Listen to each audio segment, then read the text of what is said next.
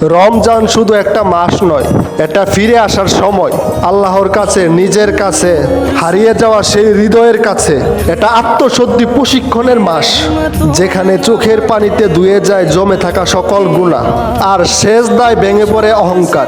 এটা নফসকে নিয়ন্ত্রণের প্র্যাকটিস, যেখানে ক্ষুধা শুধু পেটের নয়, আত্মা ও আল্লাহর ভালোবাসার জন্য। ধৈর্য, কৃতজ্ঞতা আর ক্ষমার পাঠ, যেখানে ছোট একটা গ্লাসের পানিও মনে করিয়ে দেয় আমরা কতটা নির্ভরশীল আল্লাহর রহমতের উপর।